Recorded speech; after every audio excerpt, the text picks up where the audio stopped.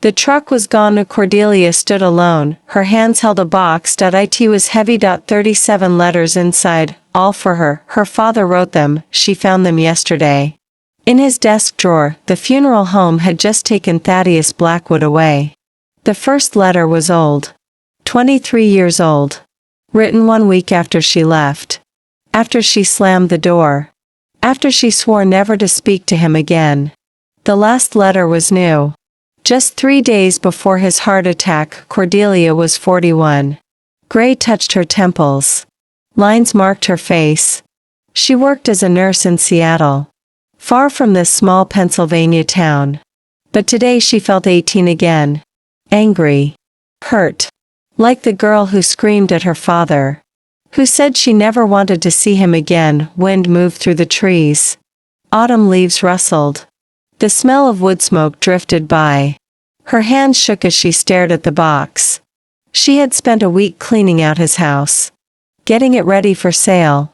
But she could not read these letters. The unopened words felt like stones in her chest. Miss Blackwood. A voice behind her made her turn. A young woman approached. Maybe 25, with kind eyes and a gentle smile. She wore the uniform of Riverside Manor. The assisted living facility where Thaddeus had moved 3 years ago. I'm Zelda Carmichael. I was your father's. Well, I guess you could say I was his friend. Cordelia studied the young woman's face. During the funeral arrangements, she had learned that her father had lived at Riverside Manor. But she had not met any of the staff. The guilt of that realization sat heavy in her stomach. I worked the night shift there, Zelda continued. She adjusted the strap of her worn leather purse. Your father, he had trouble sleeping. We used to talk sometimes, during my rounds. He talked about you a lot. The words hit Cordelia like a physical blow. She had assumed that her father had moved on. That he had forgotten about her. Just like she had tried to forget about him. I'm sorry, Cordelia said. Her voice came out rougher than she intended. I should have visited him. He understood, Zelda said softly. He knew you were angry. He knew he had hurt you. But he never stopped hoping that someday. She trailed off, looking at the box in Cordelia's hands. Are those the letters? It wasn't a question. Somehow, this young woman knew about the letters. You knew about them, Cordelia said. He asked me to help him write some of them.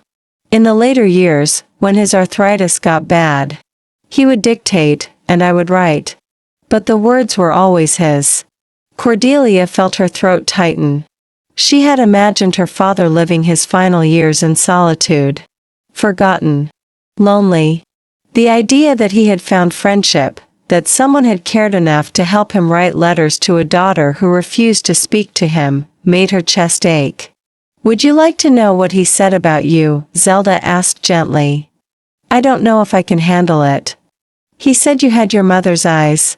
And your mother's fierce heart. He said you were the best thing he ever did in his life, and the biggest mistake he ever made was letting you walk away. Cordelia's eyes filled with tears. She had worked so hard to build walls around the memory of her father. To protect herself from the pain of their last conversation. But standing here, holding these letters, those walls were crumbling. There's something else, Zelda said. She reached into her purse and pulled out a small, worn photograph. He carried this with him everywhere. Even in the hospital, at the end. The photograph was of Cordelia at her high school graduation. She was 18, wearing her cap and gown, smiling at the camera. Her father stood beside her, his arm around her shoulders, beaming with pride. It had been taken just 2 weeks before their fight. 2 weeks before everything fell apart. He was proud of you, Zelda said. He knew about your job at the children's hospital. He kept newspaper clippings whenever your name appeared in the Seattle papers. He had a whole scrapbook. How did he know about my job? He hired a private investigator. Not to bother you, he was very clear about that. Just to know that you were okay. That you were happy. Cordelia stared at the photograph. Her father looked so young in it. So hopeful. She had forgotten how much he had aged in the years since she left. How much they had both lost. Why didn't he ever try to contact me directly, she asked. He did. Those letters were his way of staying connected to you. He wrote one every year on your birthday. And every Christmas. And sometimes, when something reminded him of you, he would write another one. The weight of the box in her hands seemed to increase.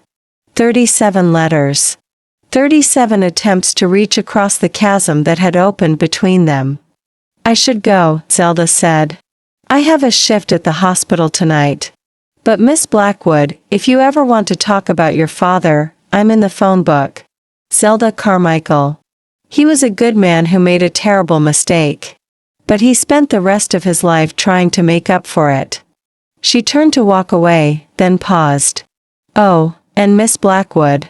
He wanted you to know that he understood why you were angry. He knew what he did was unforgivable. But he hoped that someday, you might find it in your heart to forgive him anyway. Cordelia watched the young woman walk away. Then she looked down at the box in her hands. 37 letters. 37 years of words she had never heard. She drove to the small diner on the edge of town. The one where she used to go with her father after her piano recitals. It was called Hattie's, and it had been there for as long as she could remember. The same red vinyl booths. The same checkered linoleum floor. The same smell of coffee and bacon grease. She ordered a cup of coffee and sat in the corner booth. The one where she and her father used to sit. Then, with trembling hands, she opened the first letter. My dearest Cordelia, it began. I know you never want to see me again. I know what I did was wrong.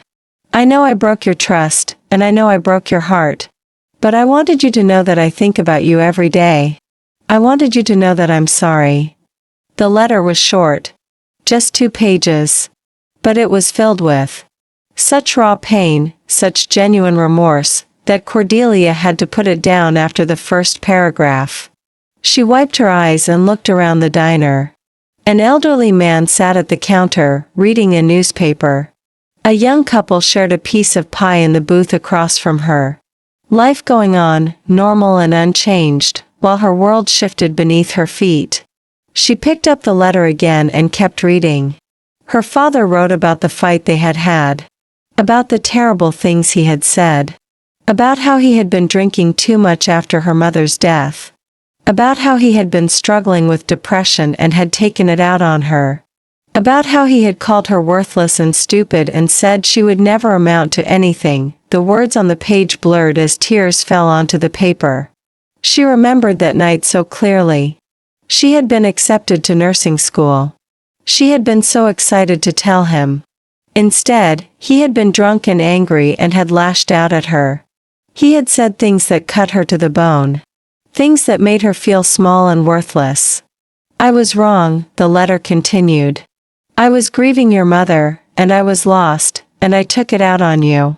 You were the best thing in my life, and I drove you away. I understand why you left. I understand why you never want to see me again. But I want you to know that I'm getting help. I'm going to meetings. I'm trying to be the father you deserved. Cordelia set the letter down and picked up the second one. This one was dated a year later. Her father wrote about his progress in Alcoholics Anonymous. About the job he had gotten at the hardware store. About the garden he had planted in the backyard. About how he had painted her old room, hoping that someday she might come home. The third letter was about his first year of sobriety. How he had wanted to call her but had been afraid. How he had driven to Seattle once but had lost his nerve and driven home without even trying to find her. As she read, Cordelia began to see a pattern. Her father's letters started dark and full of self-recrimination. But gradually, year by year, they became more hopeful. More about his life and less about his regrets. He wrote about the friends he had made at AA. About the volunteer work he did at the animal shelter. About the books he was reading and the movies he had seen. By the 10th letter, he was writing about his pride in her. He had somehow learned that she had graduated from nursing school. That she had gotten a job at Seattle Children's Hospital. That she was making a difference in the world. I always knew you would be amazing, he wrote. Even when I was too drunk and stupid to tell you. You have such a big heart, Cordelia. You always did. I used to watch you take care of hurt animals when you were little. I knew you would grow up to take care of people. The 15th letter was different. It was written on her 30th birthday, and it was longer than the others. Her father wrote about his regrets, but also about his gratitude. He was grateful for the years they had had together before everything went wrong. He was grateful for the memories of her childhood. He was grateful that she had grown up to be such a wonderful person, despite what he had done. I know I have no right to ask for your forgiveness, he wrote. I know I hurt you in ways that can't be undone. But I want you to know that loving you was the best thing I ever did. Being your father was the greatest honor of my life. And I'm sorry I threw it away. By the 20th letter, Cordelia was crying openly. The elderly man at the counter had left. The young couple had finished their pie and gone. The diner was nearly empty, and the afternoon sun was slanting through the windows. The 21st letter was a revelation. Her father wrote about being diagnosed with diabetes. About how it had made him think about mortality. About how he had started going to church again, something he hadn't done since her mother's death.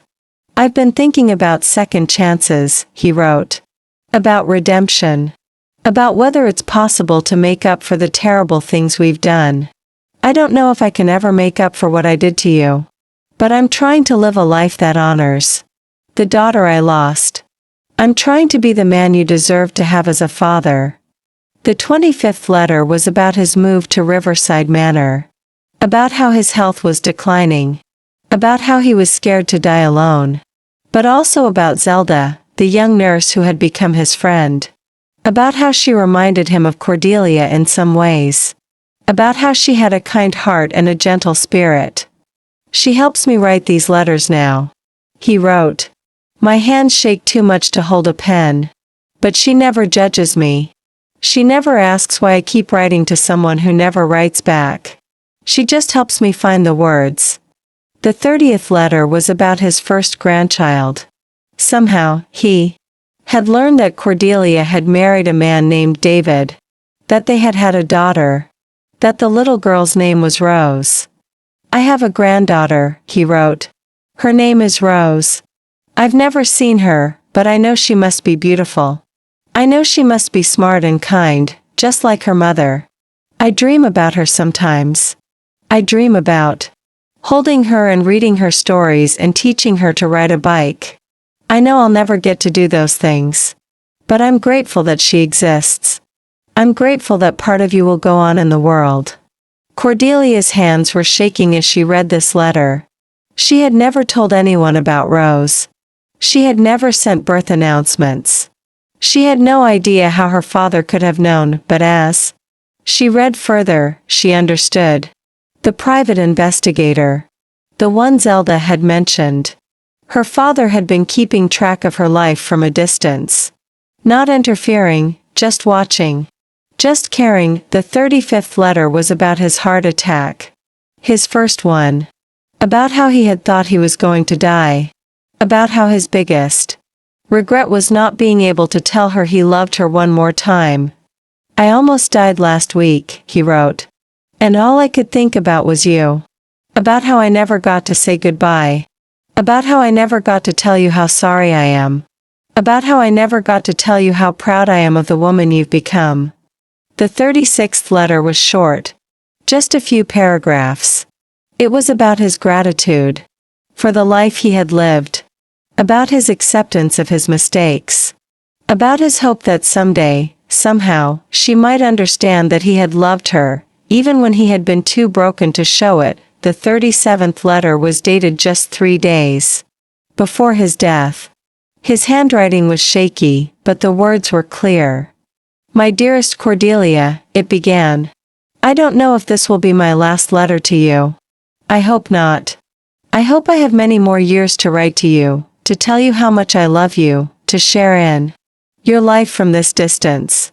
But if this is the last letter, I want you to know that you were the light of my life. You were the best thing I ever did.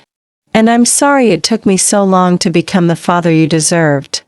He wrote about his memories of her childhood. About teaching her to ride a bike. About her first piano recital. About the way she used to curl up in his lap when he read her bedtime stories. About how proud he was when she graduated from high school.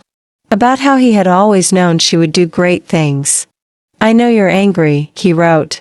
"I know you hate me. I know I destroyed our relationship and I can never fix it. But I want you to know that I never stopped loving you. I never stopped believing in you. I never stopped hoping that someday, you might find it in your heart to forgive me." The letter ended with a postscript. "P.S. There's something hidden in the oak tree in the backyard. The one with the tire swing. I put it there for you, in case you ever came home. I hope you find it." Cordelia sat in the diner for a long time after she finished reading. The letters had taken her through a journey of her father's life. From his darkest moments to his efforts at redemption. From his despair to his hope. From his regret to his love. She thought about the man who had written these letters. Not the angry, drunk father who had driven her away. But the man who had spent 23 years trying to make amends. The man who had gotten sober, gotten help, tried to become better.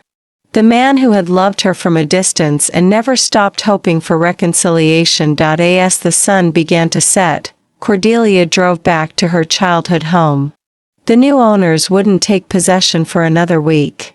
She still had the keys. She walked through the empty house, her footsteps echoing on the hardwood floors. Everything was gone now. The furniture, the pictures, the memories.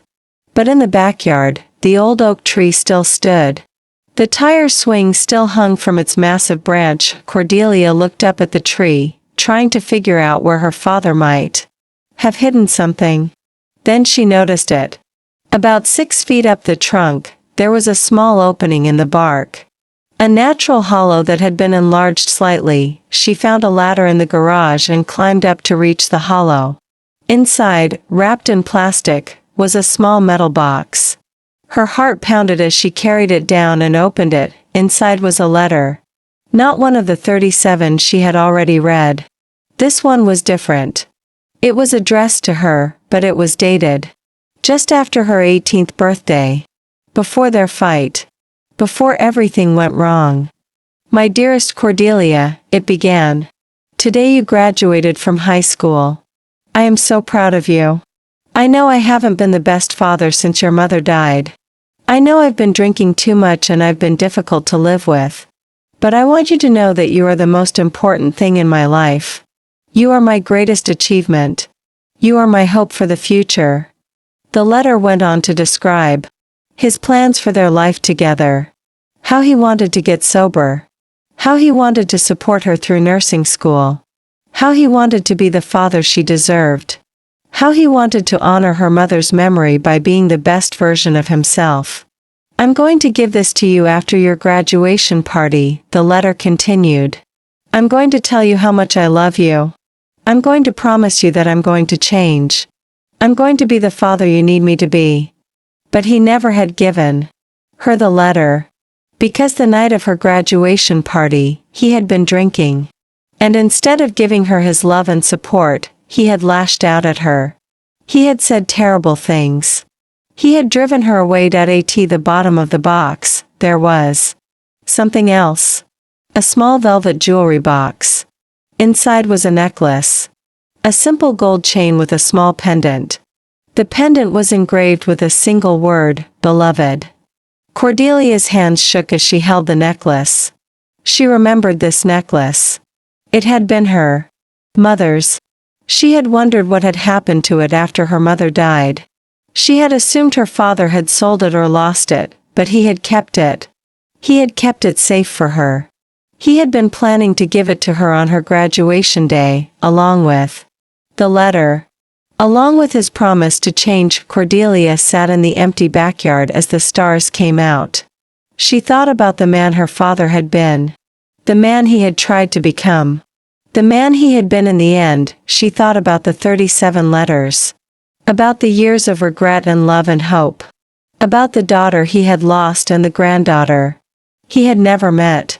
About the life they might have had together if pride and pain hadn't kept them apart, but mostly, she thought about forgiveness.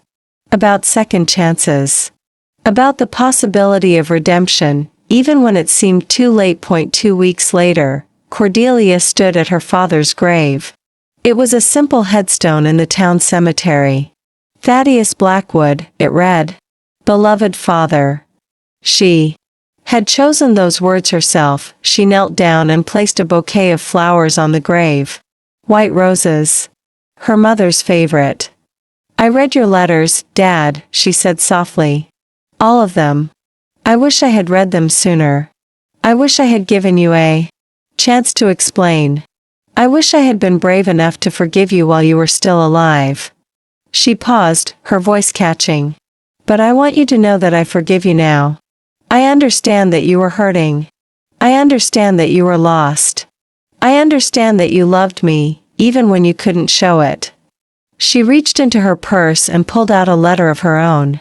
She had written it the night before, after days of struggling to find the words. I wrote you a letter too, she said. I know you can't read it. But I needed to write it anyway. She opened the letter and began to read aloud. Dear Dad, I'm sorry. It took me so long to understand. I'm sorry I was too proud to reach out. I'm sorry I missed the chance to tell you that I love you too. You weren't perfect. You made mistakes. But you were my father, and I was your daughter, and that bond was stronger than our pain. She folded the letter and placed it next to the flowers. I'm going to bring Rose to meet you, she said. I'm going to tell her about her grandfather. About how he loved her before he ever met her. About how he wrote letters to her mother for 23 years. About how he never gave up hope. She stood up and put her hand on the headstone. I love you, Dad. I always did. I just forgot how to show it. But I remember now. I remember.